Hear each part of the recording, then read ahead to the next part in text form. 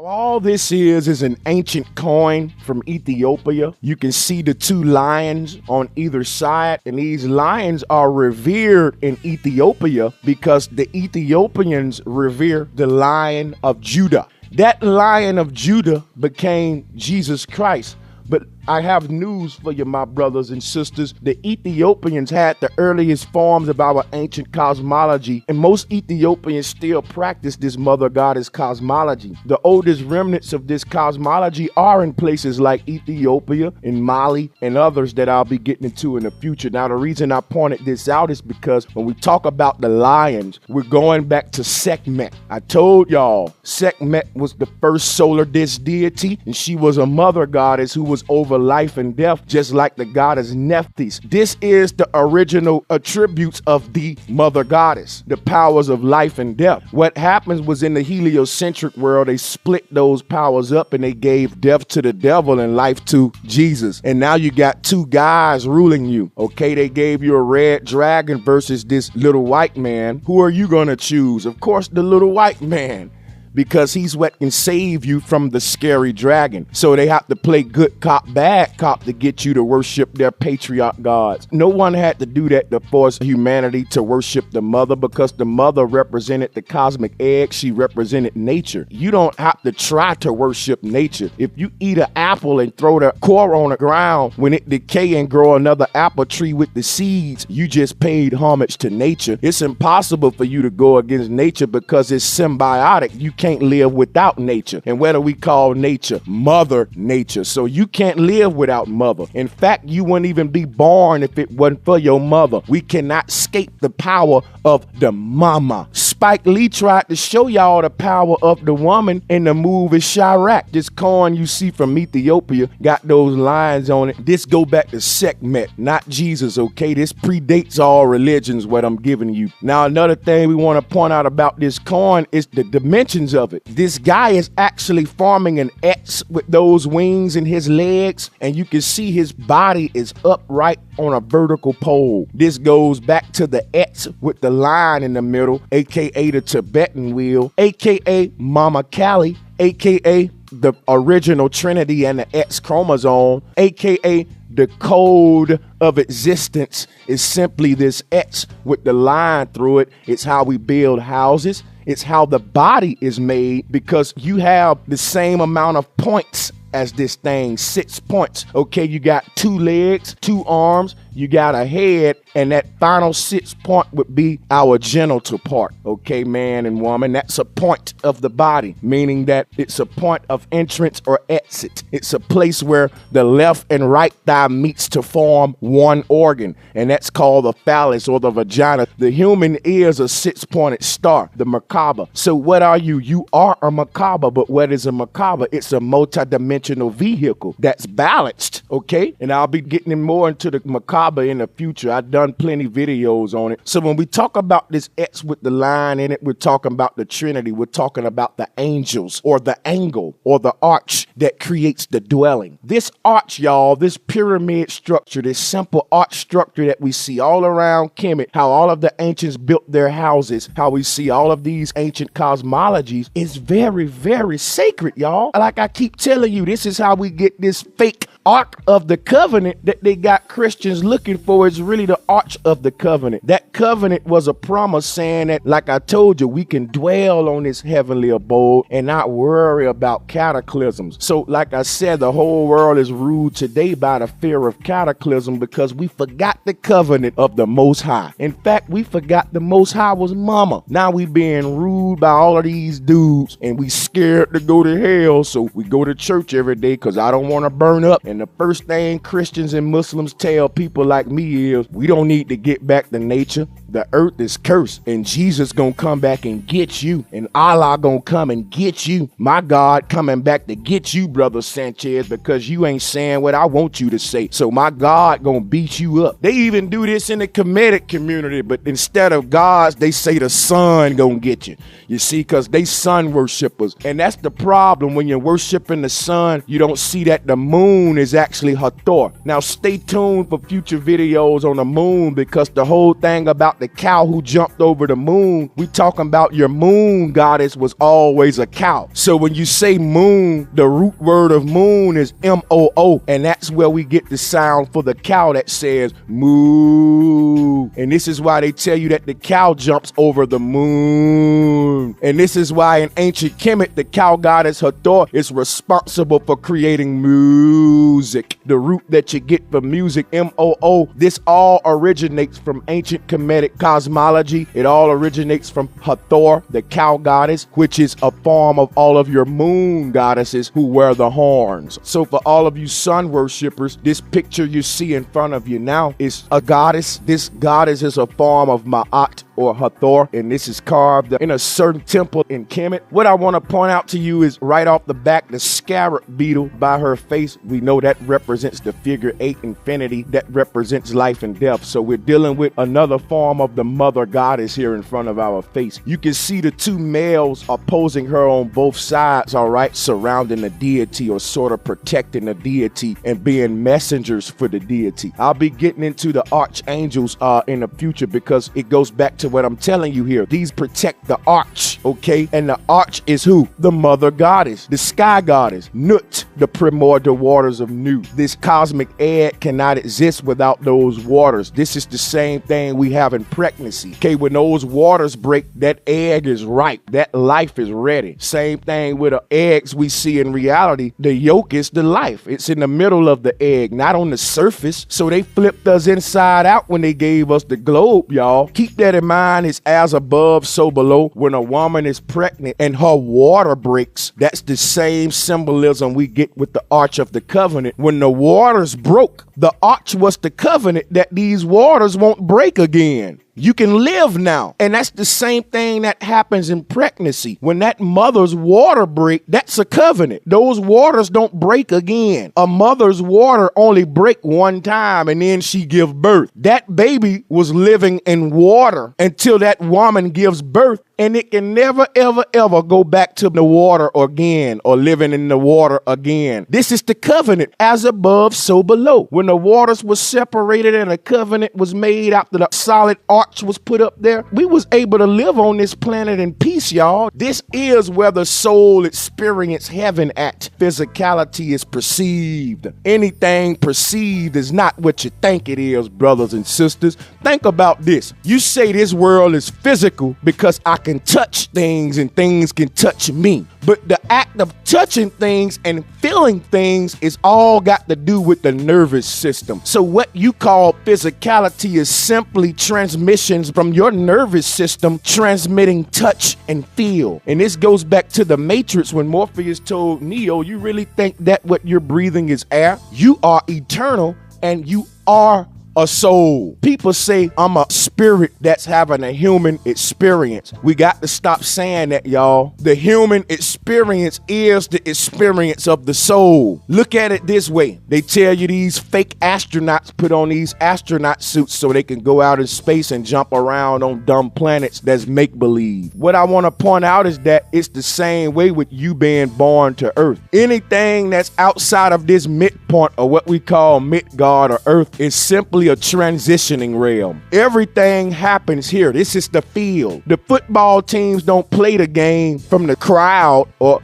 outside the stadium in the middle of the road. The game take place on the field, okay? That's where it take place at. And when the player reached the touchdown, they got to reset it. The kickoff got to happen again because he touched down. He reached the end zone. All of these games we play come from our cosmology, y'all. All of this stuff is symbolism, and it's as above, so below. So the picture you looking at in front of you now is for you sun worshipers. You can see in her other hand would have been the moon. They scratch that out. What you'll notice when you go to ancient Kemet, when you look around the temples and stuff, you'll see a lot of women carved out because when the patriarchs invaded Egypt, they desecrated our monuments, they desecrated our history. Even today, you got Arabs over there still carving out a lot of the knowledge and carving out the women as I speak because they're patriarchal. You know, over there in the Middle East, they kill their women and beat their women. And over here in America, we exploit the heck out of our women. And just a few years ago, our women were marching in the streets for equal rights, and they still haven't got them today. So it's truly a man's world that's dominated under ego and fear and chaos. So if you look at this picture, you can see that this goddess of balance was holding the sun and moon in her hands. And why they carved the moon out of that is because all of these pictures will show you that the sun is the same size as the moon. Whenever our ancestors depicted the sun and moon, they depicted them as equals. And that's how we get the symbol of the yin yang. It's 50-50, y'all. Everything in this reality is equal.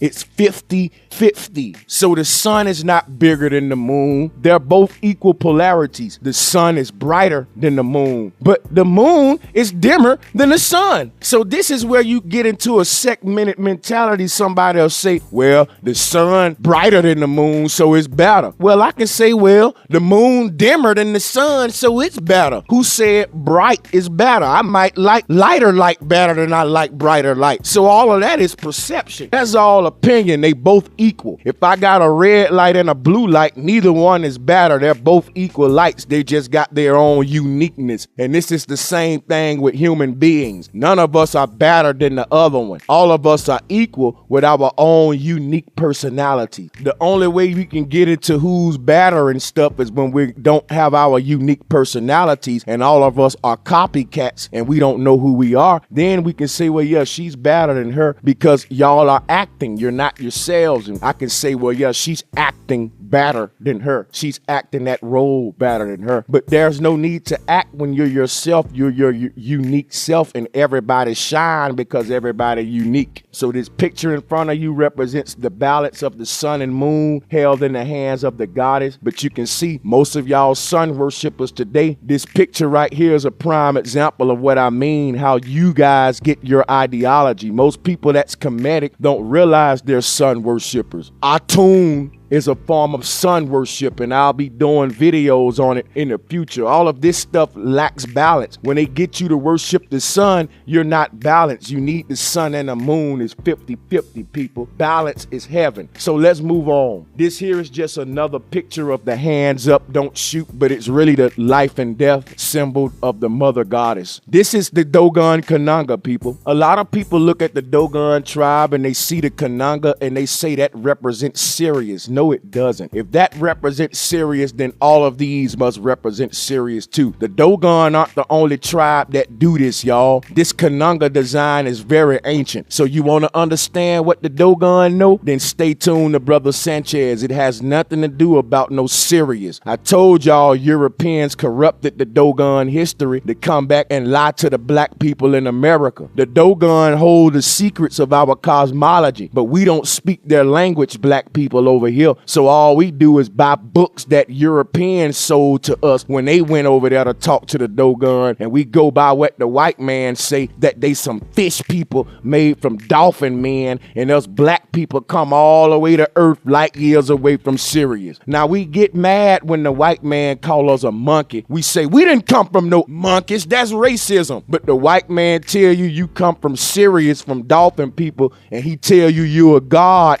You'll accept that. So the white man said, hey, these Negroes don't want to be monkeys, but we can make them dolphin people if we call them a god. And y'all Negroes let these people play on your ego, and you walk around here thinking you know some of these black conscious communities, but you really look like a fool, falling right into the trap of the enemy because your ego won't let you do diligent research. What you looking at in the middle here is the mother goddess. She's always at the center. This is the Dogon cosmology. You can see in the middle of their cosmology, they got the hands raised here. And the mother goddess in the middle of the cosmos with the hands raised. That's your Kananga. That's that Kananga that's on their head. It has nothing to do with Sirius. That's this same thing you see everybody else doing in ancient Kemet and everybody else. It represents death and life. It became the symbol for touchdown in the NFL. It don't have nothing to do with no Sirius. I'm trying to free your mind, my people. Now look at this thing. is made in the shape of a house. If you draw all the points out on this, you'll get the X with the line in it again. This became what we use for the tombstones today. The tomb is the womb. It's life and death. When you're placed in the tomb, you're placed in the womb. The same time the body is placed in the ground, the soul takes its cosmic journey and it comes back on around into the womb of the woman again. The tomb is the womb. This is why the mummies were called mummies when they were placed in the tomb. So what you're seeing in front of you is very divine. You even see your symbol 8 for eternity on both sides of the deity, of the mother goddess. That's the 8 for eternity, and the 8 is made by the serpents wrapping around each other. We ignore the simple stuff. We don't look at this art deep enough. The ancestors didn't write a bunch of texts. They had all of this art laying around it. They put a lot of time and effort into making. So when you look at this art, look at it good and study everything about it and be detailed. And the ancients will speak to you, because these symbols and these pictures worth 1,000 words. So what you're looking at is the Kanunga, the mother goddess, life and death, and the whole shape of this tablet that it's on is the X with the line through it, the Tibetan wheel. This is also, people, the hexagon. I'm not gonna get into the hexagon on this video. Get in the description links. I got a whole video on the hexagon. We got to move on right now. Here again, it's the same concept that you can see here. This is Ishtar, and as you can see, she has 2 arms up in that touchdown position again, symbolizing life and death. So these 2 arms up, we see a lot of the goddesses do this. Later on, you see gods like Vishnu and Krishna adopt this pose. So when you see the hands raised up like that, you often see some hands going down, because it's always as above, so below. And this is how we get these 4-armed deities, okay? And as you can see with this goddess here, Ishtar, she has her arms upward, but her wings are pointed downward. So this is the same concept. Our ancestors, over time, you draw this line with this X for so long and so many centuries that you start tweaking it. You start giving a little style to it. So this X with the line through it became the goddess. It originally represented the X chromosome, but instead of just drawing an X with a line through it, our ancestors were creative. They turned this thing into many, many deities, and here is one right here, and I've showed you the previous ones. Here's just another one. We can see this same concept done with the goddess Kali, where her arms make the X and her body is actually the line. Next picture is just a Ptolemaic scarab beetle, and what I want to point out about this is that it's the same cosmology. So here you go for all of you Kemetic people who want to know why the scarab beetle is so revered in ancient world. It's because as above, so below. Look at the beetle arms. Look at his legs. Same thing that the mother goddess Kali does. It does the same thing that your Macabre does. The Jewish star, the 6-pointed star. This is all scarab beetle cosmology, spirituality. When you say beetle, the root word of beetle is bee, okay? And this goes to the bee goddess who assume the same shape that we see in the scarab. So I went over the bee and the beetle and what they represent with cosmology and spirituality in all of these previous videos. What I want to point out in particular about this scarab beetle in front of your face is that it's from the period of 300 to around 30 BCE, and this is from ancient Kemet during the time when the Ptolemies had taken over. So anyone that's familiar with Kemetic history know that during the time Christianity was indoctrinated into the people in Kemet through the Ptolemies. There were many invasions. One of the severe ones was the Ptolemies, and they ruled for a very, very long time. In fact, the Ptolemies still rule today. Their bloodlines live on through most of our world leaders today. Why is this important? This shows you that even our enemies practice our cosmology. So when the Ptolemies invaded Egypt, Pharaoh was a title that outsiders could not achieve. Just like a person couldn't move to America from Cuba and become president. You have to be born in America to become a president. You just can't move here and get the title of president in this country if you weren't born here. This the same law we had in ancient Kemet. You could not be a pharaoh if you were not from Kemet. Now, our ancestors didn't deny anyone to come over on the land, so we had plenty of people traveling through the land and settling on the land with us, and it was a very booming place to be. It was very advanced civilization, and it was a moving destination, sort of like places are today that get a lot of move-ins because they're places of booming industries or what have you or whatever. So when these invaders came to our ancestors in ancient Kemet, they adopted a lot of our practices, because you got to keep in mind our ancestors had the best practices in the world. Anything that a Greek had, by the time they made it to Kemet, they would have abandoned their stuff and incorporated ours. The world flocked to Egypt back in these days. The city of Luxor is where we get the word luxury from, because during these days when you rode down the Nile and you looked out at the bank at the pyramids, it was a sight to see. We're talking about a skyline that trump anything you want to show me today. Ancient world was beautiful. Our ancestors was practicing divine science. So when invaders took over, they adopted the scarab beetle. They made it theirs. So part of them taking your history, taking your land, is saying, now this belong to me. So now when I show most people the 6-pointed star, they say, oh, that's the Jews. No, that don't belong to no Jews. That belong to our ancestors. When I show most people the poison symbol with the goddess Kali and all of these poison symbols with the skull and bones, they said that belonged to the Skull and Bones secret society with the presidents. Our ancestors had it first. When I show people all of these symbols, they say, oh, that belonged to the Illuminati. And that's what they want you to do. That's how you hide the stuff behind spookism. So their children adopted this cosmology. Those invaders adopted all of this science and all of this knowledge that I'm giving you. Today we learn everything we know from the invaders. We go to school to be miseducated. I'm giving you what they stole from us. But you have people who will argue with me and give you the same baloney that the enemy gave us to throw us in the matrix, when I'm showing you what they're hiding from you. So the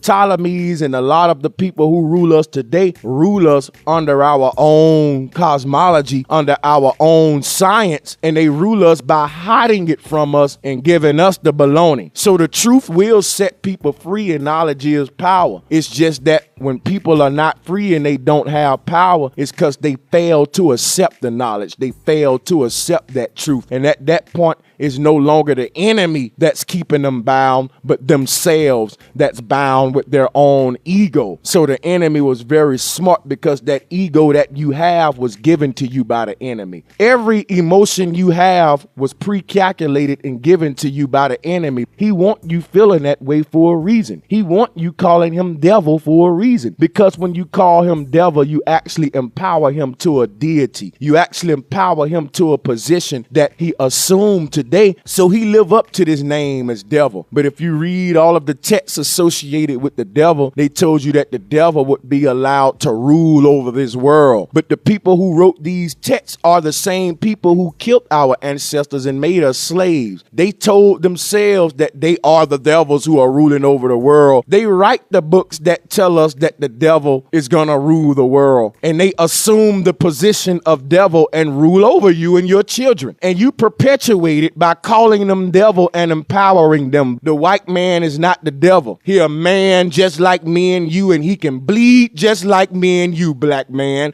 So quit coming to me with this devil crap, because these black folks around here talking about the white man is the devil are scary black men who don't want to do nothing. Once they deify him and make him the devil, ain't nothing we can do to fight back against a spirit. But once you make him a regular man like me and you, he can easily be touched. Understand that a lot of these leaders in your black conscious communities, they don't want to do nothing but perpetuate the ignorance, because long as all of y'all in these communities are ignorant, they can keep doing lectures, showing up saying black power, collecting their money, walking away. If all I got to do is show up and yell black power to a bunch of ignorant people who don't want to learn the truth about themselves, they just want to get patted on the back, because they scared of this truth that I got over here. Once Brother Sanchez show up on the scene talking this truth, these Negroes can't get over on the people no more selling all of these $100 books, $200 books, when the truth is simple. You don't even need a book. Your body is the book. Our ancestors ain't buy no $100 books. They went outside and looked up at the sky. They used their mind, doggone it. I'm tired of the stupidity. You want to run around with your chest poked out calling yourself a god and you don't know nothing about yourself. I'm going to tell you right now, a snake is a snake, whether he wear red, black, and green or red, white, and blue. And you talking about unite, got to be a fool. So when we think about the goddesses with the arms held high symbolizing life and death, we think about the whole concept of the X with the line. It's the same thing we're looking at with all of these goddesses. It's the same thing we're looking at with the scarab beetle. We just looked at the Ptolemaic scarab beetle. This is a collage of ancient Egyptian scarabs. We can see they're made in jade, green jade. The scarab, like I said, is revered because the beetle represents the cosmology. This picture you see now is another form of the cosmology where you see the hands held high. That symbolizes life and death. It symbolizes the end zone, touchdown. And you can see in this picture the same concept. In the center of this cosmology, you have those arms coming out of the Ankh. The Ankh is the anchor, and this all go back to the city of Angkor Wat that is built in the shape of an Ankh. When you say Ankh, that's the root word of anchor. The Ankh is actually the top of the anchor. The anchor actually makes the coat of arms, and all of this goes back to the bee goddess. This goes back to the cosmology. So when you look at this picture you're looking at, you notice that the Ankh is sitting on a type of totem pole. That is called the tree of life. That's a form of the tree of life, okay? Also, this gonna go into a future video of what I'm gonna do on Nikola Tesla and show you how he actually used this cosmology to invent most of our electric world, most of the tools and gadgets that run our electric world today. When we say electric, it goes back to L energy. It has nothing to do with Saturn. When you look at a totem pole, a phone pole is built the same way you see this tree of life at the bottom of this picture that this Ankh sitting on. Our phone poles are built this way, all right? And I'm gonna do future videos showing y'all what I'm talking about that. Just wanted to point this picture out to show you the same concept. You'll see this same thing in Sumeria where you got the two entities opposing one another as above so below with the hands facing the middle of that tree of life. It's the same concept we had with Adam and Eve. You got Eve on one side, Adam on the other side, and the tree of life in the middle. It's the same thing here with these two goddesses with the tree of life in the middle. The same concept. This is simply a trinity. You notice that it actually makes a triangle. From the top of the sun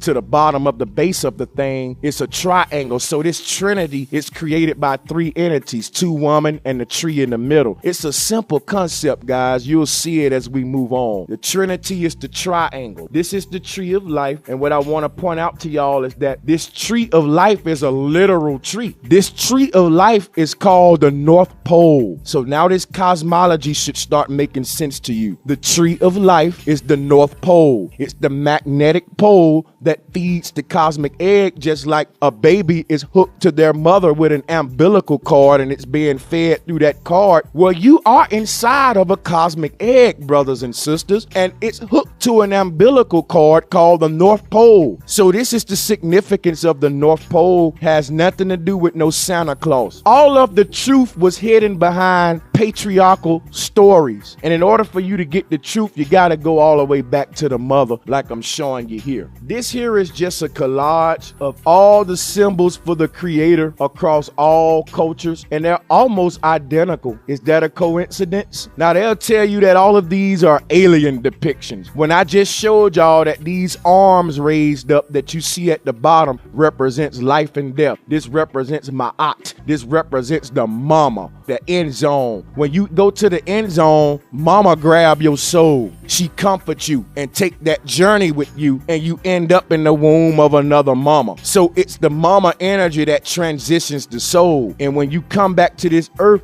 your mama is who you looking forward to create a heavenly experience. What if your mama tortured you? That'll be a bad experience for that baby. You have no control of it. You at the mercy of that mama. So the mama, y'all, is the original deity to everybody on the planet. And it's as above, so below. The cosmic mother gave birth to our cosmic egg. So when you look at this collage, you see all over the world at some point, all of the ancients had the mother goddess cosmology. cosmology. Even the people who invaded us, the Europeans and the Greeks, had the mother goddess cosmology. This is where you even get the Virgin Mary from. Like I told you, you go to the beginnings of all of these religions and you can see flat earth cosmology. You can see the mother being revered in the early stages of the religion. When they done away with the matriarch, it wasn't just a sudden thing. It was a gradual process. And here we are today where the popes rule and it's just all males.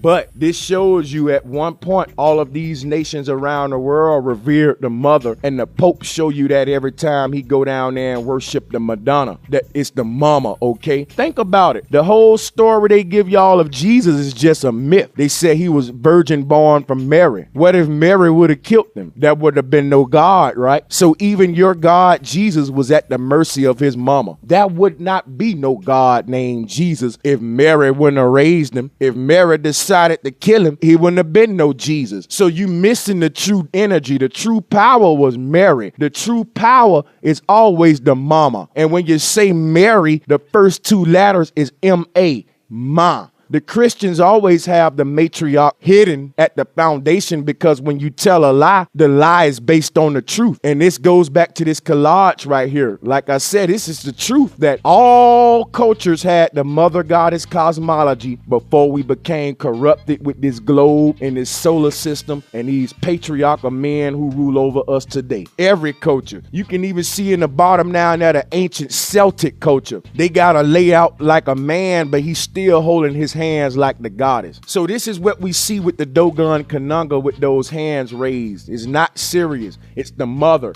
If you look at the Dogon cosmology, you will see this same woman with her hands raised with this touchdown end zone position at the center of the Dogon cosmos. Her name is Amma, A-M-M-A. And when you rearrange the letters, it's M-A-M-A. It's simply mama again. They also are from Mali, and the root word of Mali is Ma. This is just a picture of the goddess Dendera, and this goes back to Cairo in Egypt. This was a goddess that was worshipped in Cairo, Egypt, and this goddess is still worshipped in Cairo, Egypt, and her name is Dendera. This is a form of Sekhmet and a form of Hathor. You can see on each of the spikes on her tips, these star-type spikes later became your spurs. All of this stuff comes from the ancients, y'all. Nothing is original because when you look at the spur, what you're looking at here is the X with the line again. That's all this is. It's very simple. So this is the goddess Dendera, and this is another form of Sekhmet, Hathor, and the original mother goddess. And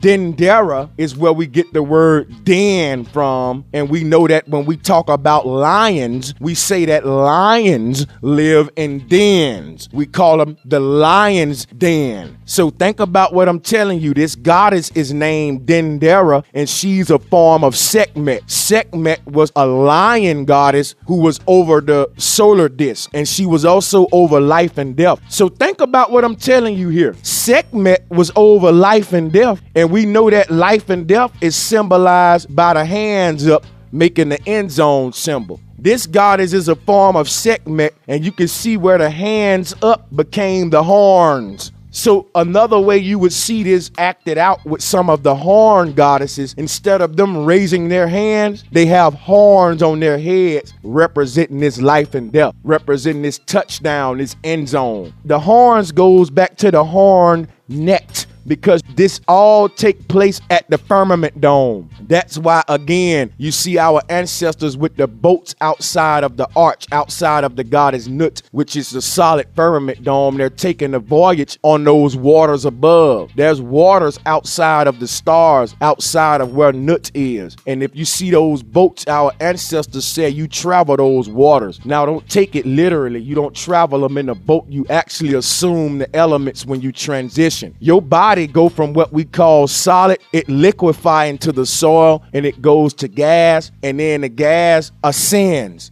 gas ascends. But what happens is when the body is liquefied, it takes its cosmic journey. All of the waters of the earth recycle themselves in the ground system, and they all find their way back to the oceans, and eventually all of the ocean water goes inside of the inner earth. And when the water goes inside of the earth, it goes out of the earth and back in again. It makes a figure 8, just like everything else make their journey in this cosmic egg. Everything in this cosmic egg makes this journey.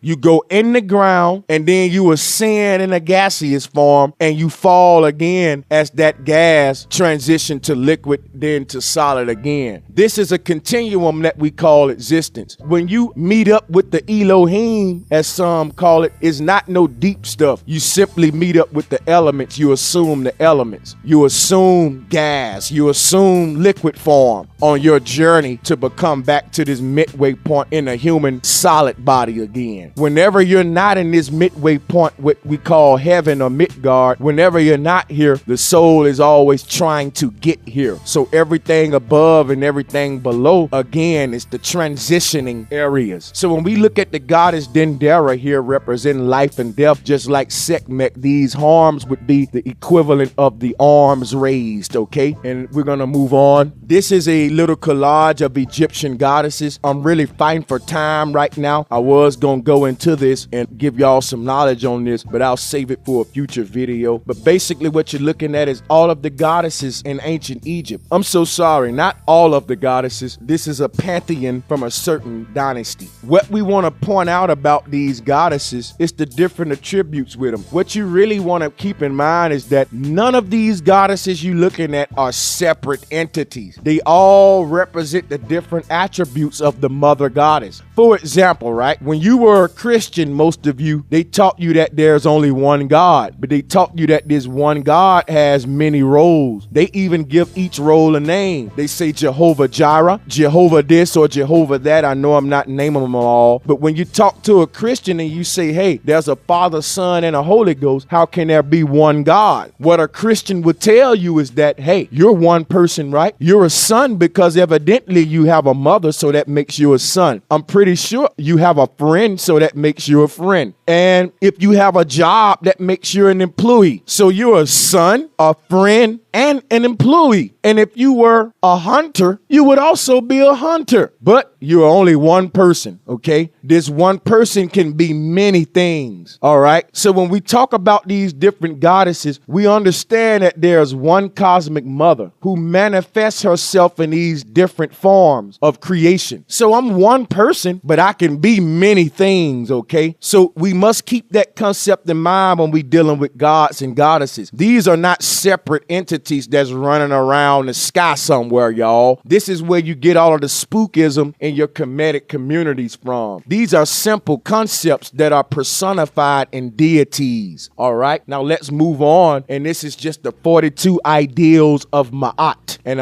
I just wanted to point this out to show y'all that the woman always laid the law down. Ma'at, the root word of Ma'at is Ma. You never see a male Ma'at. You always see a woman Ma'at. And who is Ma'at? She is the one who weighs the heart. She carries the balance scales. She makes sure that you following the laws of nature. And most of those laws can be summed up into these 42 ideals. So brothers and sisters, if you want a copy of the ideals of Ma'at, just go on Google, put in 42 ideals of Ma'at, and let's start living by these, okay? Because you got a lot of people in the Kemetic community that's so full of ego, they're not even practicing Ma'at. They're too busy worshiping the sun. That's where the ego come in at. You're off balance, brothers and sisters in the Black conscious community. Your spirituality is out of whack and you're being played. They playing with your emotions, y'all. They know they can get you riled up through the media. And as long as they keep you running in circles, you're going further and further away from this truth. Without no knowledge of self, you will not know thyself. You cannot free thyself or heal thyself. So Ma'at puts us back on track. That's the mother God. goddess, that's the balance. Right now, what most of your Kemetic people are being ruled under is this pantheon in front of you now. These are ancient Egyptian gods. Where there's gods and no goddesses, the balance is lost, the ego will thrive, and chaos will be present. So we live in a man's world today. Even if you're a Christian, it's dominated by male gods. And for my brothers in the Black conscious community, we know y'all dominated by male pharaohs and Ra and male gods and male speakers, and it's just get real tough, man, when we can't see the deception, and I'm pointing it out to y'all right now. So what you looking at in front of you is the ancient Egyptian gods, and you got to keep in mind that there were no such thing as Egyptian gods during the ancient time. Here's the big deception. A lot of Kemetic people come to me and they say, what you talking about all this mother goddess crap? What about Atum? Atum is not the original deity. Atum is a male. All males come from females. So in order for you to learn who Atum come from, you got to realize that before Atum was the primordial waters of Nu.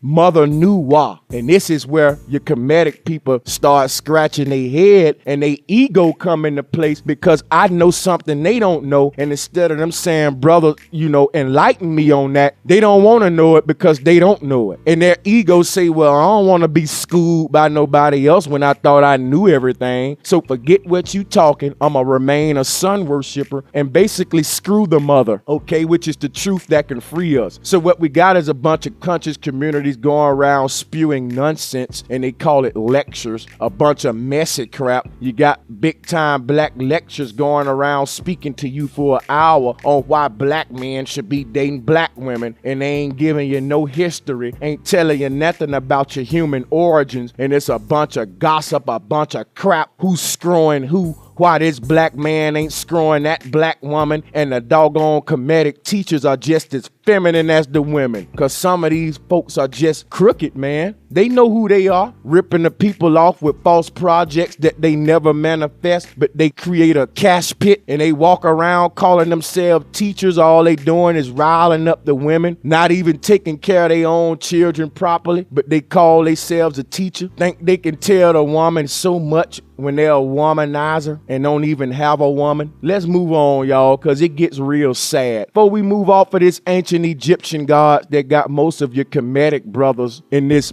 patriarchal mindset that the rappers in, because the rappers say all the time, we don't love them hoes. The same mentality we got in the Black conscious community. You never hear them talk about any of these goddesses that I'm showing you. When the last time you went to a Black conscious lecture and they taught you about this cosmology, and they taught you about these beautiful goddesses that hold all of this divine knowledge that we need today? Why they ain't telling you about it? Because they part of the program. They are part of the program. The Black conscious community been infiltrated, y'all. What you call Black consciousness is just another form of European brainwashing that's playing with your ego, and in exchange for them making you believe you're a god, you still go out and live the reality of a slave. Only thing is, now you do it with pride, which is very dangerous. So even though our reality hadn't changed one bit, we just adopted titles like gods and kings, and that's so foolish to me.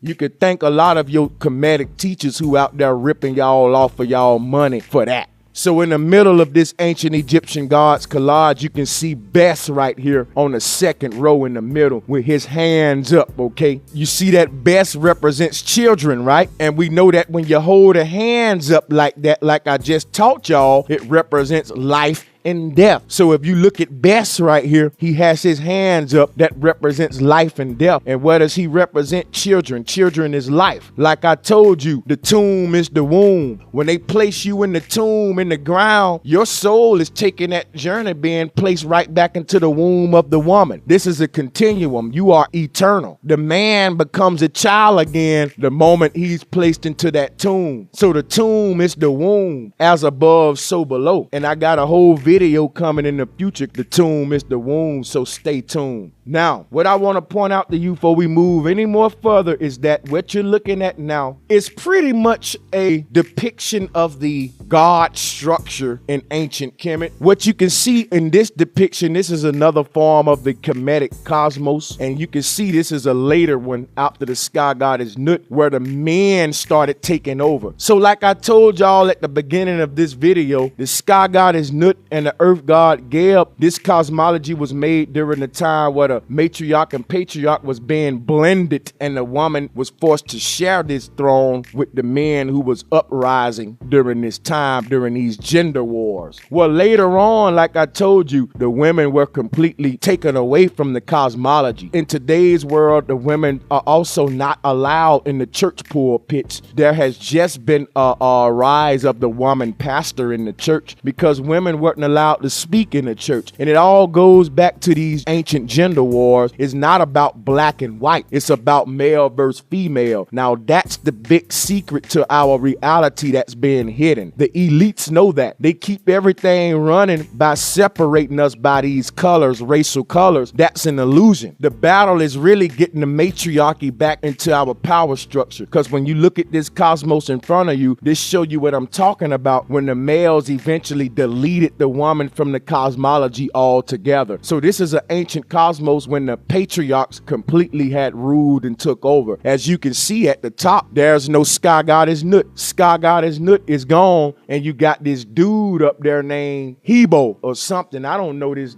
guy's name, but he replaced the sky goddess Nut, just like Ra replaced Sekhmet. So we can see how the patriarchs took over the cosmology, and now we still rule today under this patriarch cosmology. Now look at this collage. You can see that the sky goddess Nut had the stars in her body. This really hurts my heart. We can't see how the woman is being desecrated in all of these texts and all of this stuff. Now look at here. They took the stars out of her, and they got the stars suspended above the arch. The mother held the stars. The stars were always within the firmament. So we see now with this cosmos was the slow process of them getting it to how we got today of this fake solar system with the sun dominating. We see slowly but surely the stability of the mother being taken away. When the sky goddess Nut was up there with the stars in her body protecting us, now we see this dude up here, the stars suspended in space, and it's starting to finna get more and more chaotic here, okay? As we move on, this later became into something totally different, but you can see the steps right here, how they removed the goddess from the sky arch and actually removed the stars, and this is the first beginning of the patriarchal cosmology, because what they tell you is that all of the stars are suspended in the void of darkness and that they are moving along uncontrollably and all of that. This is the first forms of that because they had to create this cosmology when they took the sky goddess Nut away. I told y'all, once you put the male in the cosmology, everything changes because the woman got the womb. Like I told you, the womb is the tomb. So the tomb and the womb is centered around the cosmic egg. We make our journey through the womb and the tomb, and we travel through the cosmos. Like I told you, the ancients had the boats outside of the sky goddess Nut to take this cosmic journey. When you move them stars out there and you change Nut to the male, you get a different story with this picture, and it changes history. So the truth is hidden behind these little changes. When we take the woman away and put the male there, you get a male story as opposed to the story of the mother, which is the truth. This shows you again another form of this same cosmology. So people say that our ancestors believed in a globe and that they weren't flat earthers. You're in denial. All of our ancient ancestors knew that the earth was flat. What you're looking at now, this is an ancient cosmos from Mesopotamia. And as you can see, if you look at where Egypt is on this map, you can see Canaan and you can see Mesopotamia right there. Keep that in mind because all of these cosmologies that was surrounding Egypt shared the same cosmology. We talking Cush, Canaan, Mesopotamia. All of these people shared this cosmic egg cosmology. So it just wouldn't Kemet. So people can't deny this when they say that, you know, everybody wasn't on the same page with this flat earth cosmology. People will say, well, our ancestors in Sumeria didn't believe the earth was flat, or our ancestors in Kemet didn't believe it was flat. How? I'm showing you the sky goddess Nut bent over Geb. Geb is not a ball. He's laid out flat. And this Mesopotamian cosmos showing you the same thing is very specific, people. They were very particular to make this sky goddess bend her back in an arch. This is where we get the Arch of the Covenant. They were very specific to make the earth plane a plane flat, okay? All of the ancients saw our cosmos this way. Why don't we see it this way today, y'all? So you can't be fully Kemetic consciousness if you believe in the globe. You've robbing your spirit and you really in a state of stagnation. Also, if you look at this Mesopotamian cosmology, you see the sun and the moon equal sizes. You got to pay attention to that. In all of the ancient cosmology, the sun and the moon are equal sizes, 50-50 yin-yang. Again, this is where we get the yin-yang symbol from. The yin-yang symbol is a depiction of the circuit of the sun and moon given to us by our ancient Asian ancestors or our Nagini ancestors from Cambodia and Angkor Wat. They shared the same cosmology in those lands, and I'll be getting into each one of those in the future. So when we talk about the sky goddess Nut, y'all, you see bit in this picture, you notice the stars are in her body as opposed to the patriarchal form that we saw the stars on the outside, because the mother represents the cosmos. This is why she holds all of the stars. Anything beyond the stars, we're talking about the transitioning realms. The stars are nothing but HD projections, y'all, and I got videos coming on that. There is no such thing as outer space. What we're calling the stars is the covenant. That's the dome that keeps the waters above from flooding this earth plane as they did in creation. So the sky goddess Nut making this arch is very significant. This arch, you see it in your Masonic symbolism. You see this arch all around ancient Kemet. They built everything on this arch design. You see it in the cemeteries on all of the tombstones because it's a simple symbol that represents our whole cosmos, because we're enclosed in this spherical dome. The Muslims even build their mosque with this same science. What you're looking at now is another depiction of the Kemetic tree of life. Our Kemetic ancestors never spoke of a globe, and I dare you all to go research Kushite and Kemetic cosmology. You won't find a globe. All you will find is the cosmic egg, the flat earth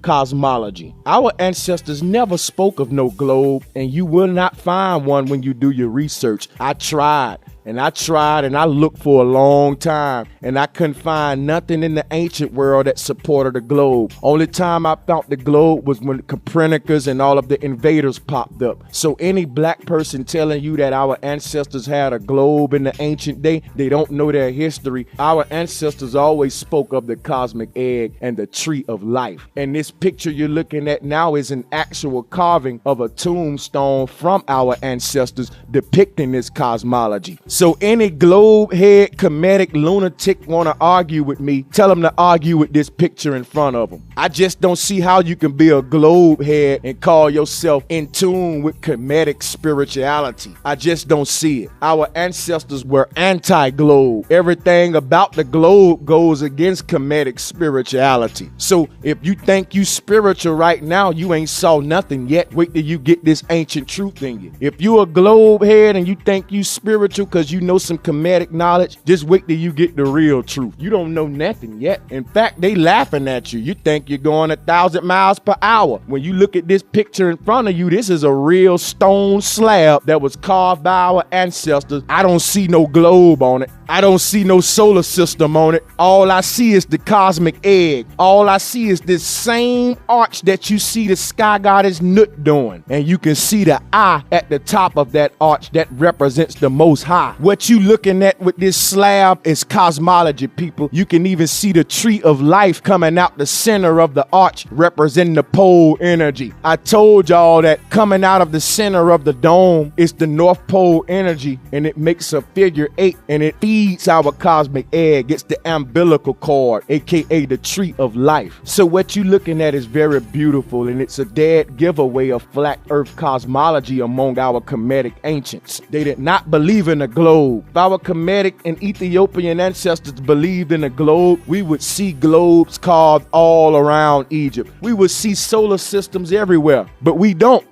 All we see is this cosmic egg, this arch with a flat plane. We see a flat plane at the bottom of this thing, y'all, and the top is arch. Just like during the daytime when we see a rainbow, we see that rainbow as an arch, but we see at the end of the rainbow is a flat plane. They said you can't reach the end of the rainbow. The rainbow proved that we enclosed in a spherical dome because light reveals the shape of its container. So when you see a rainbow, they tell you that the rainbow is a memory of God's promise of the covenant. Yeah, just like I told you, the sky goddess Nut represents that covenant, that promise that was made that we'd have nothing to worry about those waters breaking up there. So when you see the rainbow, that rainbow light reveals the shape of its container. So that rainbow letting us know, listen, you are enclosed in this arch dome. Because when you see a rainbow, it fits the shape of the arch that we're enclosed in. It's projecting itself down to us in the form of an arch because the light assumed the shape of its container. So we are contained inside of a spherical dome on a flat plane, and a rainbow is proof of that. So when we look at this ancient Egyptian cosmology, our ancestors knew what they was talking about. You can believe NASA and Neil deGrasse Tyson all you want to. Understand that anybody telling you that the solar system is coming from our ancestors is lying, because I'm showing you right in front of your face ancient Kemetic cosmology. This is not a solar system. Why do we accept lies, people? Brother Sanchez showing you right now that our ancestors didn't believe in no doggone globe. The person gave us the globe. I'm showing you who it was. I'm showing you all around Kemetic and Kushite history. All around our cosmology is nothing but the mother, the cosmic egg. Our ancestors would never believe in a globe. And don't you listen to nobody telling you that our ancestors believe in a globe, because that person is very, very lost. Now let's move on. This is a book called The Kemetic Tree of Life. It says Metaphysics and Cosmology for Higher Consciousness. I never read this book, but what I want to point out to y'all about a lot of this stuff is that a lot of people who make these books talking about the Kemetic Tree of Life and cosmology for higher consciousness, they are globe heads. So you are going by this book and you will read about the tree of life, and it'll tell you about how this tree of life relate to your chakra system, and it'll tell you how this tree of life relate to each planet that's orbiting the sun, and they throwing you off. The tree of life is the North Pole. But when you buy these books, they give you a bunch of spookism, a bunch of complicated crap that don't make no sense. They put this tree of life symbol up there and they give you a bunch of baloney, and they tell you this means Venus, that means Saturn, this means Mercury, this is this chakra. People, that's so doggone far from the truth. That's so not true. You will not get the truth from anybody concerning cosmology unless that person is a flat earther. You got to understand that up until I became a flat earther, I thought I knew something. But when I understood that the earth was flat and came to the grips that it's flat, everything I thought I knew, I really know now. All of those loose ends I couldn't tie up. What happens is we have a lot of knowledge while we globe earthers, but there's still a lot of loose ends and a lot of holes that we can't tie up. So we compensate by using spookism. Somebody asks you a question, hey, why is this that way? Because what you said don't make no sense. And since we don't know everything and we got missing pieces to the puzzle, a lot of people compensate with spookism and they make up stupid stuff instead of saying, hey, I don't know. But you can know.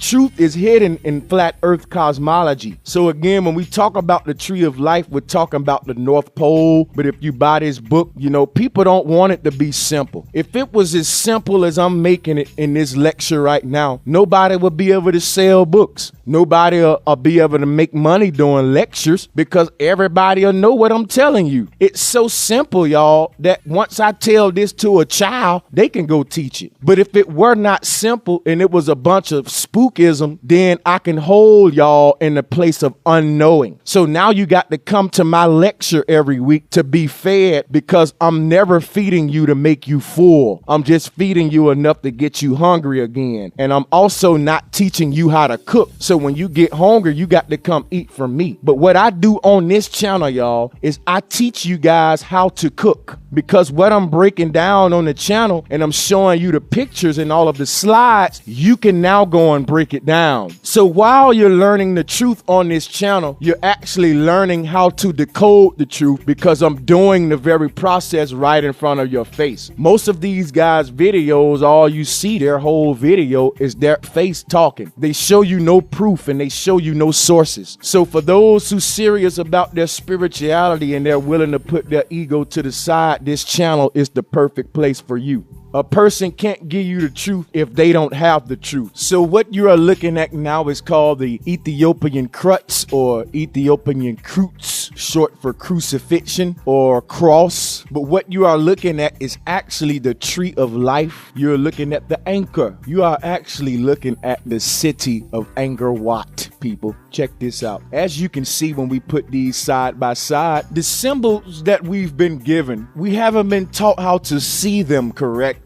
As we compare this Ethiopian crutch to the Ankh, to the city of Angkor Wat, we can see this cosmology appearing and reappearing right in front of our faces, yet we still want to accept the globe. When all of our indigenous brothers and sisters, all of our ancient cosmology, all of our symbolism we use even in religious worlds today is centered around the mother goddess cosmology. This Ethiopian crutch gives it away because we're talking about Kushite. Today we know that they are under Christian pagans and they have been invaded as well. But the original cosmology is still in Kush and practiced by some, even though most of the world today is under the religious rule. This shows you how ancient cosmology can't help but pop itself up even in the religious symbolism, because it's so hard to hide the simple truth, and when you tell a lie based on the truth, we will continue to see the truth there. Basically, the lie is really giving you a new story associated with the image, because if I would have told you to look at this picture and tell me what it is, most folks would just say a Christian cross. Until I tell you about the layout of Angkor Wat, until I show you how the Ethiopians in their history and their ancient day practiced the mother goddess cosmology, until I start breaking down to you, even when you look at, it's 4 arms on that cross, and each one of those arms got 3 points representing the Trinity, representing the bee goddess, because you got the head and the wings. See, this is the swastika right here, and it goes back to your lucky sevens, because your sevens make the swastika. Your 7 is the angel, okay? 7 is heaven, 7 is even. The number 7 is the angle, or the angels. And when you take 4 7s and lay them out as above, so below, you actually create the swastika. And we know that 4 7s is 28, and 28 is 10, and 10 is a triangular number, people. So it goes back to the Trinity again, the triangle, the Trinity angel. When we talk about the Trinity angel, we simply talking about the mother of creation, how everything in nature is surrounded by this divine intelligence. Even when you put a seed in the ground, it knows what to do. Cut the skin heals without you having to do anything, because this intelligence is everywhere. There's no such thing as voidness. So when you grasp what I'm telling you, your reality will be perceived a lot better. The Ethiopians understood flat earth cosmology. I can keep going in on this Ethiopian crutch,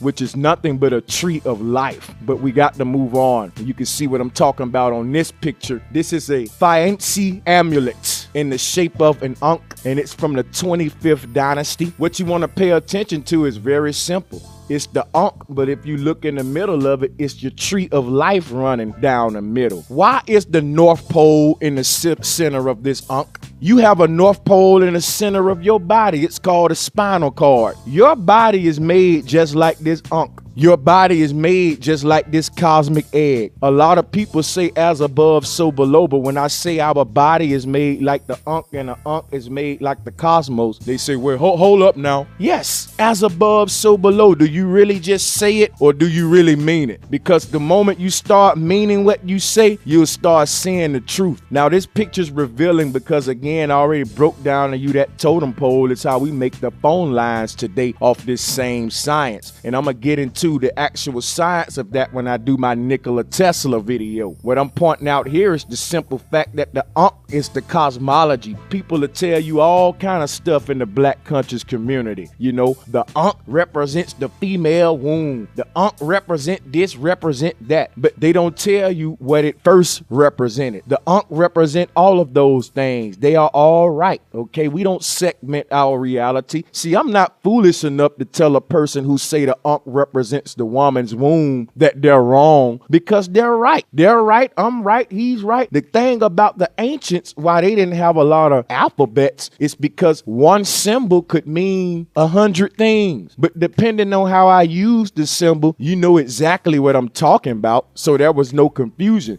Just like context clues, just like we talked today. If I walk up to a brother and I say, what up? He gonna dap me up and we gonna be like, hey, what up, bro? You know, but if I walk up to him and I be like, what up? Now it's time to fight. The same word, but the way I used it shows you what I mean. So the same thing with ancient symbolism. These symbols can mean many things, all right? Now, to understand the totality of the symbol is to go back to its root meaning. When we go back to the root meaning of the Ankh, it's simply the cosmology. So when we say as above, so below, when you go back to the root of anything, you always go back to the cosmology, because that's the above and the below. Just like the tree reaches up to the sky. The tree grows upright and it reaches up into the sky. Its branches reaches up high, but its roots goes down low. And the lower those roots go, the lower they dig, the more stable that tree is, the more it can raise up high. So there's a balancing act. There's a duality. So when you look at this and we talk about the tree of life, understand exactly what a tree is. A tree is a balanced being. It's rooted in the earth and it's growing upright toward the heavens. And that is the journey of the human. This tree of life gets real deep, people. We're talking about the cosmology. We're talking about the roots of the tree is the underworld. And as you can see, the top of the Ankh is what? The arch shape that we saw from the sky god is Nut, representing the covenant, representing the dome, representing the higher consciousness, because that's where higher consciousness reside, in the dome. Your head is your dome. So this Ankh represents the human body, is also represents the cosmos, okay? When you see the horizontal lines coming out the middle of the Ankh, it represents the earth plane horizon. That's the midpoint where life takes place. It could not exist without the underworld and the heavenly world. All of these realms is what creates the Ankh. There's 3 elements to the Ankh: the dome, the flat plane horizon, and the root or the pole. So the Ankh is a trinity. And if you look at the Ankh, it's a T. It's the alphabet T for trinity, for trident. And again, the T is nothing but the balance scales. So when you look at the Ankh, it's all balance, people. Simplify your reality. Now here's a picture of what I mean about this tree of life. You can see here how they have this tree of life diagram laid out with the different deities around it. Each deity is supposed to associate with a different concept. I'm not going to get into each deity on here because that's a whole nother video. One thing I want to point out is that this is a patriarchal diagram. That's why you don't see no goddesses in it. We see our set down here way at the bottom. This is a patriarchal diagram. That's why you see the goddesses at the bottom. In fact, you only got 2 goddesses on here, and that's Ma'at right here by number 4, and that's all set down way at the bottom with Geb. So it's clearly patriarchal, dominated by the men. At the bottom, if you look at number 9, and we know the significance of the number 9, which represents the continuation. 9 represented there at the bottom with all set symbolizes memory of past experience. The mode of motherhood. We can see that at 9. One thing I want to point out about this is the placement of Ma'at as well. We see that Ma'at is in the center, representing the 4th sphere of truth, because when we talking about 4, we're talking about law. We're talking about square. We're talking about justice. When you step on a courtroom, you're stepping in a flat plane. When you step on the court, okay, it's time to be judged. When you step on any court, a football field, a basketball court is separated by 50-50. That's an act of balance. That's an act of justice, of righteousness. If the court was 75-25%, well, that ain't fair. That ain't balance. So when we talking about stepping on a court, which is four corners, and you notice that Ma'at is in the fourth sphere. Okay, the four corners is the 360. This the same thing as the 9, the spiral. It's this law. It's this balancing act that actually keeps the continuation going. If the mother goddess were not a balanced being, we would not live in a balanced cosmic egg. The only thing that's distorting the balance is our perception is being controlled. Our reality has been manipulated by the controlling of our perception. So the elites are very smart. The earth is not moving, but in your mind, if you're trapped in their matrix, you're going 1,000 miles per hour.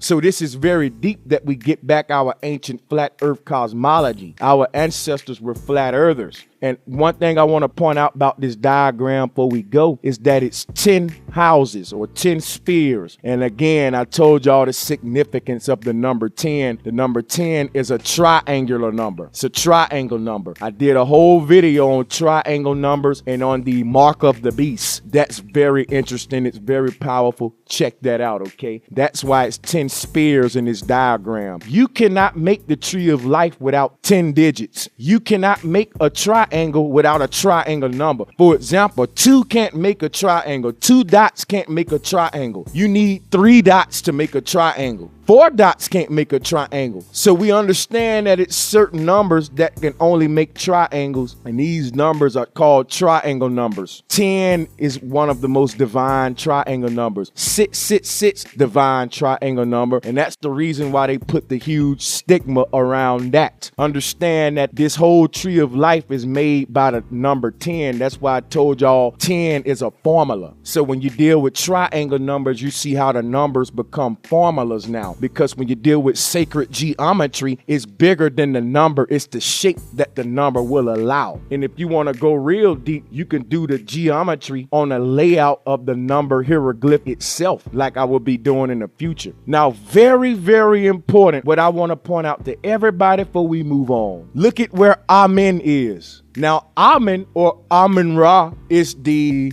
God of Kemetic consciousness. I mean, when you get into black consciousness, you don't hear a name more than Amen-Ra or Ra. Amen-Ra is to black consciousness people what Jesus is to Christians. But what I want to tell everybody in the black conscious community, Amen-Ra is not our true deity. Our ancestors never worshiped the sun. Our ancestors worshiped the mother. They worshiped the energy that was at the pole, y'all. And that's what this tree of life is. If they worship the sun, you won't keep seeing the Ankh everywhere. The Ankh is the tree of life. The key of life is the tree of life, okay? It's the key, it's the tree. You see the Ankh everywhere. What I'm showing you with this is a form of the Ankh. This the tree of life. This is a depiction of how everything stack up on the rank structure with the deities and their rank structures and their positions as it relates to not only the cosmology, but the spirituality. Like I told y'all, what you looking at is the cosmic egg as well as our spirituality. You can't separate spirituality from cosmology. That's why I said if you still around here believing in a globe, you giving all this praise to Amen-Ra, talking about, you know, the sun is God. A lot of people in the black conscious community say that white people are our enemy. But one thing they got in common with white people is that all of y'all are sun worshipers. The Pope is a sun worshiper. Neil Tyson is a sun worshiper. All of your secret societies and Masons and Jesuit priests and Jews and all of these people are sun worshipers. They fool you in the black conscious community to worship the sun because they get you to believe that the sun is their enemy. Listen, y'all, I got videos coming in the future. Stay tuned. The sun is not the enemy of white people. And I'm going to prove that. I'm going to prove to you why they want you to believe that. Because like I said, if everybody believed that the sun hates white people, then we start looking at them weird. Everybody on the planet look at white people special, like it's something about them. Now we have deified these people. You don't understand. You deify people when you say that. You turn them into a deity. That makes them on a godly level that the sun in the sky would feel the need to punish them, but yet they still rule the world. So the sun ain't doing a good job. You got people in the conscious community saying, well, they get burnt up, they gotta put sunblock on. And I know a lot of black people who use sunblock too. So we got to get out of this stupid way of thinking we've been given. This whole sun thing got out of control, y'all. They using this sun thing against us to empower themselves. You telling your children that the sun don't like white people, that's why it burned them. As a child, that'll make me scared of white people. And if you scared of them, then they rule you. You don't fear nobody. But when you give somebody all of these spooky attributes, you turn them into a monster. And that's why we say the white man is the devil. Do you know who the devil is and how powerful the devil is? We giving the white man so many props when we say that, and he actually lives up to it. Now, what we looking at the top of this tree of life, I want you to pay attention to Amen, because this is the God of you Kemetic sun worshipers. Look at what's above Amen. The zero is surrounded in black. That represents the yoni. That represents the mother goddess. Look at what it says. It says concealed source of power, infinite potential, subjective powers. I believe that's what it says. Basically, what I'm pointing out to you is the ancestors always spoke of the hidden power. When they looked up, they wasn't worshiping the sun. They knew that there was a power controlling that sun, and that's what they was worshiping, mama. They wasn't worshiping Jesus. So look at it this way. They weren't thanking the sun. They was thanking the mama for giving birth to the sun. So when they looked up at the sun was evidence of the mother. All right, people?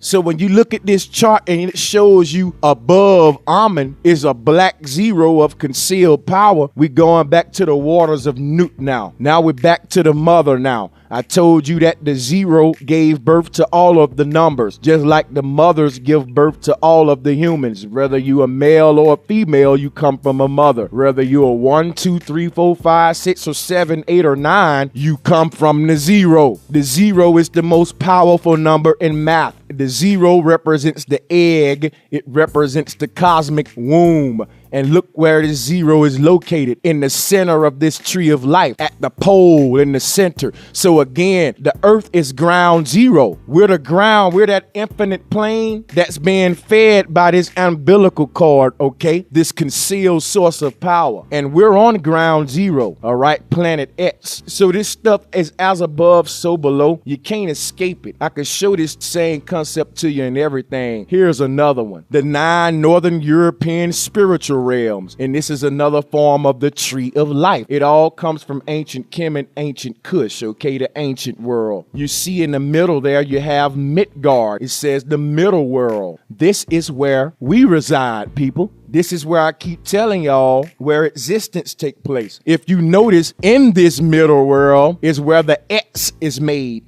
Now, I keep telling y'all about this X with the line through it that's represented by Kali, that's represented by the Tibetan wheel, that you see a lot of the tribal people with this X with the line through it. It became the poison symbol today. This same symbol is how we wrap up the mummies when we cross their arms, and their vertical body makes this X with the line. I told you that if you trace this out, you will get the diamond. If you trace it out, you can get the hexagon. You can get the cosmic egg as well. So this is a divine trinity, a divine concept. That's the cosmology. That's the code of everything. X chromosome, that's the atom. It's the way the cosmos is shaped. It's the way your body is shaped. So let's look at this, and I'm going to show y'all how it relates as above, so below. First of all, let's look at the middle world. Is actually where the X is at. That's why I say Earth is planet X. X marks the spot. Remember that you can't find a specific middle point for X on a globe. There is no center of a globe. But inside of a cosmic egg and the layout that we see with the ancients is perfect. Midgard is where we reside. You can see right there it's called human world. So we are mediums who live in Midgard. And as you can see in this realm, we have realm of ice and cold in the north. In the east, realm of the giants. In the south, realm of fire and heat, and in the west, realm of land and sea deities. These things get real deep because as you go up, you got the realm of light elves and air spirits, and bottom you got the realm of black elves and stone spirits, and below that realm of hell, the death goddess and the ancestors. I want y'all to really pay attention to this cosmology, because above you got Asgard. That's the garden of the sky goddesses. But notice what's first is the goddesses. When you go all the way down to the bottom, who do you meet again? The goddess and the ancestors. So hell, realm of the hell, the death goddess and the ancestors. Now this is a different hell that you all grew up knowing about with the lake of fire and burning with the devil. No, this is a transitioning phase. This is before the corruption took place. So even in this European cosmology, you see that the patriarchy hadn't fully rose yet. Like I told you, everybody had the mother goddess cosmology, and slowly but surely everybody abandoned the mother. This is a form of a European cosmology that took place before they abandoned the mother. And you can see all around their upper world and bottom world, you meet the goddess. You meet the goddess at each touchdown. Think of this as a football field, like I was breaking down to y'all earlier, how the goddesses raised their arms up, signifying end zone. The upper world is an end zone. The lower world is an end zone. After you reach there, you got to go back on the field and do the kickoff. So reincarnation and life cycles are very real, and we journey through this cosmos in these cycles and cosmic journeys. Each time you meet an end zone, lower world, upper world, you meet the goddess. And this is why the goddess is giving you the touchdown hand. You're gonna meet mama when you born on this earth. The first person you meet is your mama, and the last person you meet is the cosmic mother, who is there to assist your soul on its cosmic journey and bring you back to Midgard for more existence through another mother. Depending on how good you live your life and how good of a person you was, depending on what kind of mother that the cosmic mother will give you. If you got some karma you need to work out when you come back, everything happened for a reason, and karma is real. There's a law of the universe, and Ma'at is real. Everything goes around will come around. Here's another one, just showing y'all this same concept. You can see in the middle Midgard. You can see right there astral space or ethereal space. I find it funny. A lot of my black brothers out there in the black conscious community, we come into this knowledge from the streets. And what I find out is that we bring a lot of the street mentality into the conscious community. And instead of constantly seeking knowledge, ego gets in the way and creates calamity. I see a lot of black guys running around with red, black, and green flags on, yelling out non-ether.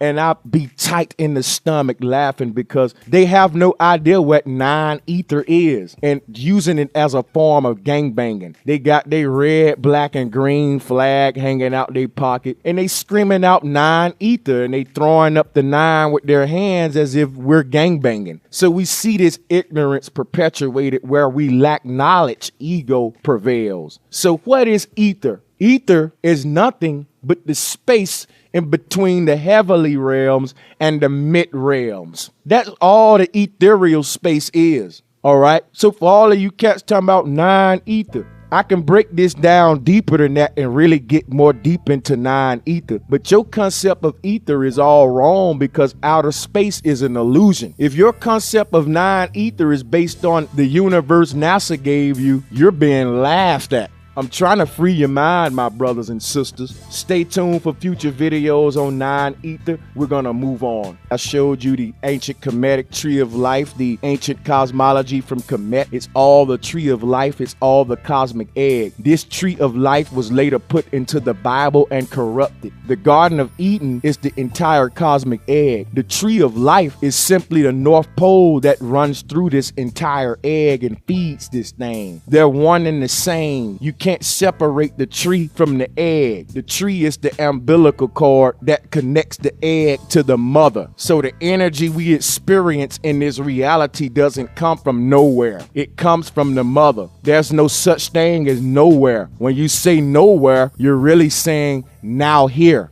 All energy is now here all around you. And this is what Nikola Tesla wanted to share with the world, but they silenced him, slandered him, they stole all of his inventions, and they now sell it to us and rule us with it. So stay tuned for the future video on Tesla, because Tesla knew the earth was flat, and he used our ancient ancestors' science to give free energy to the whole world before they stopped him. So stay tuned. What you're looking at is the same tree of life we just went over. It's just another form. The reason I'm showing you this is because I'm showing you how they got the serpent wrapped all the way around the thing. If you read in the Garden of Eden, they tell you about the serpent wrapped around the tree of life, convincing them to eat of the tree to get the knowledge of good and bad. What you got to realize is what the serpent gave in the garden was balance. The serpent wisdom was wisdom of the mother. So when you research the serpent goddess, you'll see the same thing of the original mother goddess science. The serpent wrapped around the tree represents balance, brothers and sisters. When he spoke and gave the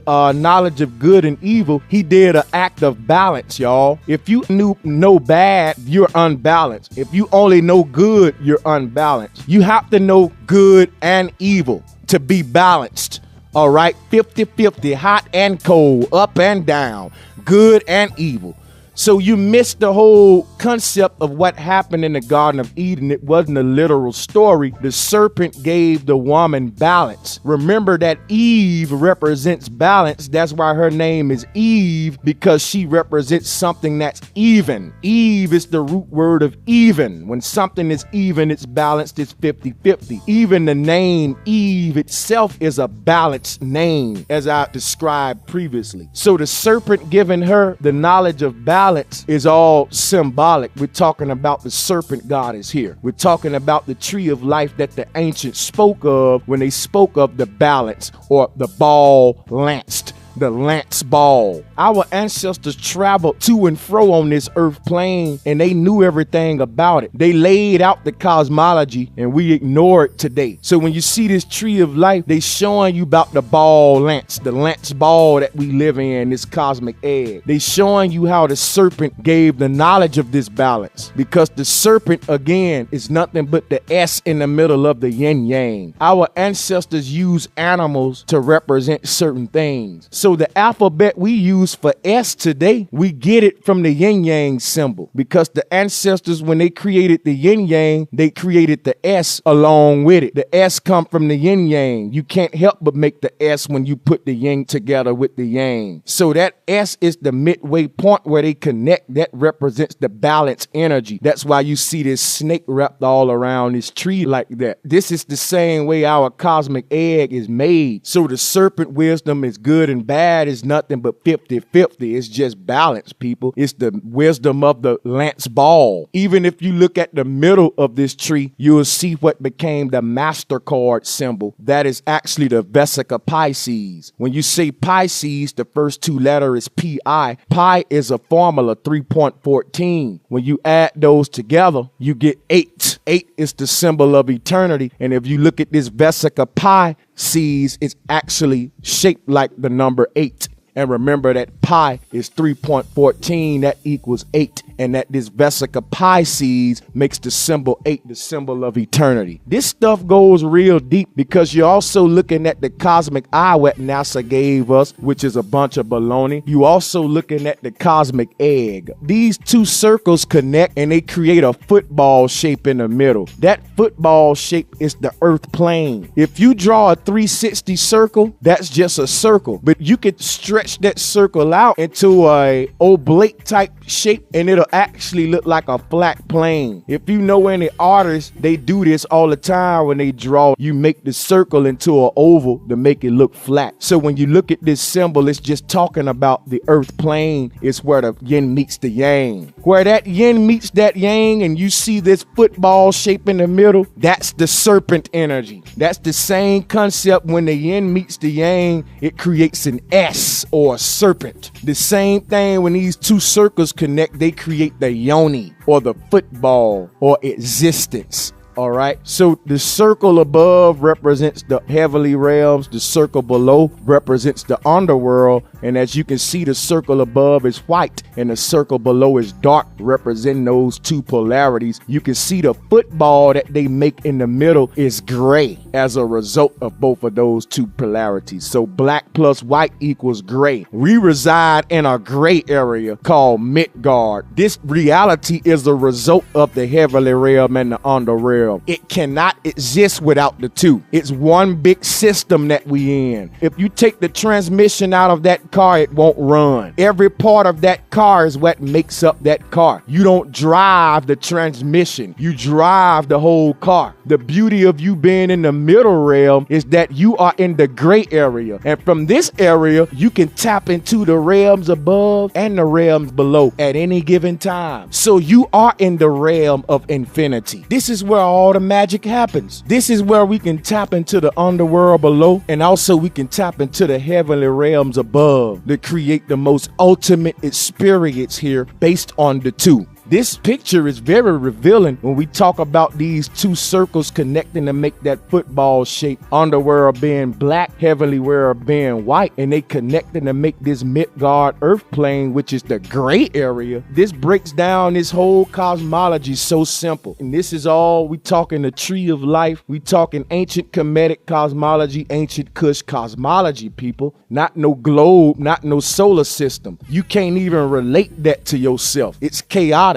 This is just another example of the same thing. I just wanted to drive this home with this tree of life to show y'all this concept. This is what the ancient Kemetic sky goddess Nut and Geb is showing you. Geb represent this Midgard area here. He's laid flat out representing Midgard. And above him is the sky goddess Nut making this arch dome that you see in all of these ancient cosmologies. You see that we are enclosed in the arch dome. Why do we ignore that, y'all? All of these ancient cosmos depictions, all of the tree of life, even the Ankh, all of this stuff, even your body, everything points to us being enclosed in an arch dome, even the rainbow, even the movement of the stars, how they circuit around the stationary Polaris. It all supports this, but we still say no, and we accept the globe with theories that we can't prove, when everything the ancients showing us is what we actually experience with our five senses every day. We walk outside and see a flat horizon, we look up at an arched rainbow, and we ignore our senses, y'all, and still accept the modern Western solar system that they give us and ignore what the ancients was saying. When we gonna listen to our ancestors and ignore these liars, that's when we gonna get liberation. All of these gods and goddesses and all of these ancient cosmologies around the world among all our ancestors is showing you this same cosmic egg, this same tree of life. Y'all picking up the Bible, reading about this same tree of life concept, giving it more power than what I'm showing you here, where the truth is being hidden. Come on, people. Now, this is just an Ankh collage, and this pretty much shows you what I was saying, how the Ankh is the tree of life. The Ankh is also called the key of life. The tree of life is the key of life. Again, when you look at this tree of life, it's the Ankh. It's also the anchor, and how the city of Angkor Wat was built. It's the saint's anchor. It's the bee goddess. All of this cosmology represented in this same symbol. This quick collage just shows you that comparison with the Ankh and the tree of life. It has all the same points. It's the same concept. I will get into it more in the future, but we gotta move on. So what we looking at now is actually a Mayan cosmos. A lot of people don't realize that. They say, how can that be the cosmos? Our ancestors simplified and personified this stuff. When you see how simple it is, what I'm telling you now, it's easy to see how that can be a Mayan cosmos. Just how easy it is to see how the sky goddess Nut and Geb can be a cosmos. Our ancestors personified different aspects of those portions of the cosmology into different deities. So your sky goddess was Nut, and you had an earth god Geb. But as I mentioned prior to that, it was all goddesses, because we know that the woman was the first creature on the earth. A lot of people in Kemetic communities agree that the woman was first, but then we forget that when we start dealing with cosmology. cosmology, we forget that there must be a cosmic mother, and that if it's as above, so below, there's a divine feminine energy that dominates existence. This Mayan cosmos is very revealing because at the bottom you see the spiral. That's the cosmic womb. You will see it on many, many mother goddesses. This idea later became the Milky Way galaxy. This spiral is actually how we make cinnamon rolls. This is an ancient concept, guys. The back of our hair actually grows out in this spiral form. Beehive cosmology, and even another concept of the first earliest Pope hats. What I want to point out with this is that this is also actually the 6-9 yin-yang spiral. This is the original cosmology, but when they took this spiral and turned it into a Milky Way galaxy and put it into their void of darkness, they strengthened their theories, because once we accepted the Milky Way galaxy, we accepted outer space along with it. There's nothing but inner space, as I keep showing y'all on all of these ancient cosmologies and all of these tree of lives. There's no outer space. Everything is inside the cosmos, so it's all inner space, and the Milky Way is actually the cosmic womb of the mother, as you can see in this ancient Mayan cosmos. It's just sad how they took these ideas and turned them into the Milky Way and corrupted all of this to hide the mother and to desecrate the woman, just like they did in their religious texts. And it's all important because when you desecrate the mother, you desecrate the life-bringing force. You desecrate the connection with Mother Nature. You disconnect humans from their life-bringing essence.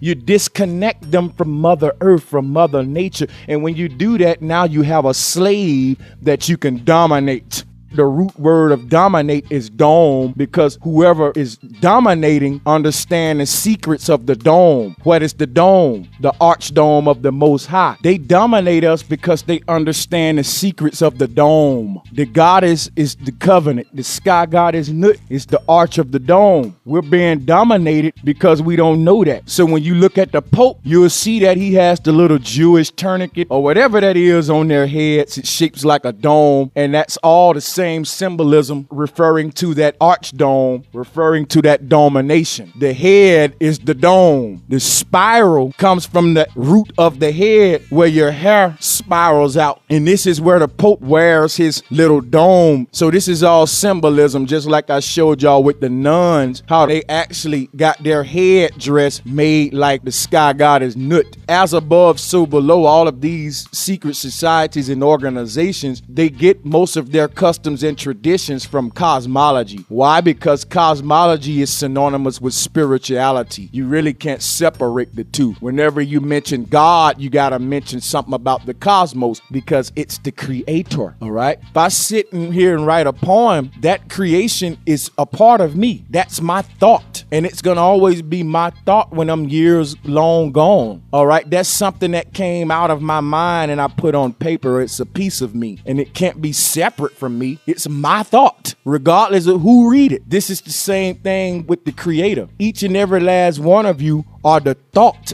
of the Most High Mother Goddess. She is experiencing creation through each of us and can't be separate from that which she created. Just the same way a parent can have experiences through the child. This ancient Mayan cosmos is the same concept that all of our ancient ancestors had, dealing with the Mother Goddess cosmology. This is an ancient Chinese goddess named Nukua. I just pointed this out because it goes back to the serpent goddess. I keep telling y'all about this serpent goddess. They call us the black Asiatic black man. We say we're serpent people, come from fish people. There's a lot of serpent talk surrounding the black conscious community. I keep telling y'all that all of this is nothing but the wisdom of balance. The serpent tails at the end of the human body just represent someone who is enlightened, people. It's no different than you seeing the serpent on the crown of the pharaoh's Uraeus. When they deified certain people, they made them a Nagini. So your bottom half would be turned into a snake tail, symbolizing you understood that wisdom of balance, because the snake represents balance. Again, that's the middle of the yin yang, is the serpent. So the serpent goddess is nothing but the mother goddess of balance. That's Ma'at. All of these little goddesses and deities represent the same one mother goddess, y'all. The serpent goddess represents balance. Ma'at represents balance. She carries the scales just like Lady Justice, all right? What you're looking at now is another form of the serpent goddess, and the name of this Chinese goddess is Nukua. And I want you to pay attention to the root is Nu, Nu. Just like the sky god is Nut, just like Mama Nuwa, just like the god is Nu, just like the god is Neith. There's so many. I can go on and on with the Nu root. Let's just go through some more, because this root is Nu, and it also can be New. Like you see here, this is the Egyptian goddess Nuet, and I just pointed her out to show you the Nu root as well. All right, and hers is spelled Newet. New and Nu are the same. This here is the goddess Neith. Her name is Neith, and that's spelled Neith. This is just another form of saying Nu, because the goddess Nu represents infinity or balance. This is another form of Nuwa, Nu, Nut, and all of those mother goddesses that we mentioned previously. This is an ancient Egyptian hieroglyphic carving showing the goddess Isis wearing the crown of Hathor with the young pharaoh Seti on her lap. This is very deep, y'all. This is matriarch cosmology at its finest. We talking about the goddess Isis wearing the crown of Hathor. Why don't our people in the Black conscious community talk about this? I keep telling y'all that all of these horn goddesses with the horns like Hathor are the same deity. They represent the same concept in cosmology and spirituality. They represent the divine feminine. This is Isis wearing the crown of Hathor. Now, everything today is an attack on the divine feminine, the X chromosome. So they hit you with the planet X spheres. They make the poison symbol the X, and they take these horns away from the female goddess and they put them on the devil and turn that into some evil. 666 is the mark of the female. 666 represents the creative, life-bringing female energies. And as you can see, they call it the mark of the beast. The beast is Hathor. The cow is sacred. That's where we get the term holy cow, okay? The tradition of the bullfights and the cows being slaughtered the most to desecrate this stuff, y'all. It's all psychological warfare. These horns were given to the devil to hide the mother. Check out my previous videos on this stuff. This deep because in her lap is the young pharaoh. He's already a pharaoh now. He's sitting in her lap. You know why? She is the goddess. She's the goddess. She the one who gives birth to the pharaoh. This is very deep stuff, y'all. You also see pictures of the young man sucking on the mother's breast. Again, this is the real concept of the Milky Way. The mother's breast milk is what the child needs for life when he enters the world. Get into the description links and start getting deep into this mother goddess series.